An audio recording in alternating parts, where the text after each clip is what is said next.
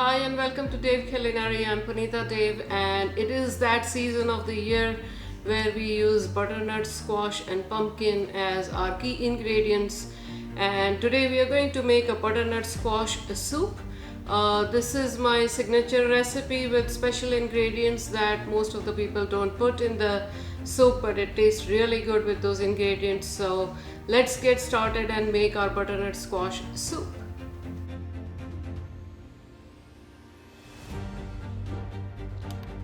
So first of all, we have heated up a pot here, and to that we'll add our butter. And once the butter melts, then we are going to take care of the next steps. So the butter is melted.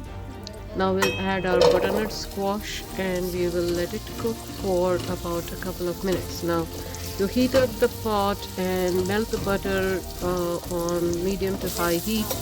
But once you add your butternut squash, you reduce it to medium heat. So after a couple of minutes, you add your apples and then again cook it for a couple of minutes. So at this point, you add your cumin and clove and all the powders and ingredients that we have on the list. Everything here together. So you add all the ingredients at this point. All the spices. And we have some freshly cut sage from my backyard, so we are going to add that as well. And to this we are going to add about 4 cups of water. We'll cover it, we'll bring the temperature to high again. And we'll cook it for about 15 minutes. And once it is cooked, we'll take care of the next steps. And here is the list of ingredients that you have been waiting for, so use it. And if you have any questions, don't hesitate to contact me. So this is again a very forgiving recipe. If you don't have some of the spices, that's okay, but let's look at the whole list. So we have a pinch or a drizzle of nutmeg powder, a pinch or a drizzle of cardamom powder, a pinch or a drizzle of clove powder, a pinch of cinnamon powder, about 1/8 teaspoon of cinnamon powder. You definitely want that. If you have it, that's really awesome. And you want a 1/4 teaspoon of salt, 1 to 1.5 cup of diced butternut squash, 1/2 to 3/4 cup of diced and peeled apple. If you don't have apple, you can replace it with equal quantity of squash plus 2 teaspoons of sugar, a 1/4 teaspoon of freshly cracked black pepper, 1/8 teaspoon of cumin powder, a 1/4 teaspoon of crushed red pepper, 1/4 teaspoon of lime juice, 1/8 teaspoon of chaat masala or black salt or pink salt, 2 to 3 tablespoons of oil or butter, 1.5 to 2 cups of vegetable broth or water, 2 to 4 tablespoons of heavy cream or coconut milk, and 2 to 4 leaves of chopped sage. Now, depending on how you want your consistency to be, you can adjust the quantity of the water. So you can add more or less water. But those are the ingredients, and it's a very forgiving recipe. So once again, if you don't have any of these ingredients, don't worry.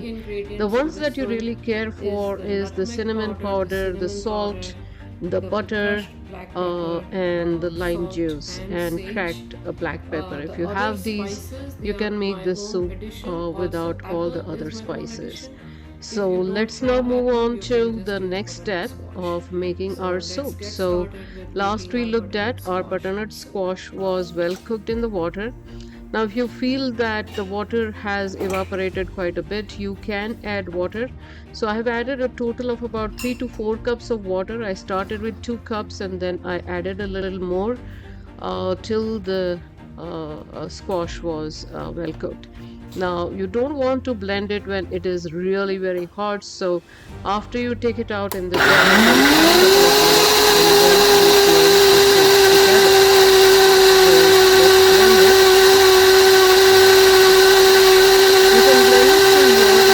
of consistency, you can keep it with a little bit of lumps, you can smoothen it. That's all up to you how you want to do it.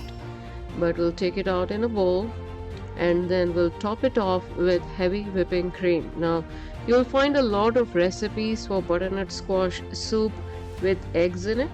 I make it without eggs, and instead of eggs I add heavy whipping cream to add that creaminess to the texture. You can altogether skip it or replace it with coconut milk if you want. And we are going to garnish this with freshly chopped sage from my backyard. But here it's ready to relish. This is a really cool soup to have during the months of November and December when you get all the squashes in abundance. We really love it. I hope you make it and I hope you love it too. And if you do recommend us to your friends and family and let us know what you think of the recipe. So that was our butternut squash soup. It has a few key ingredients that many people don't put.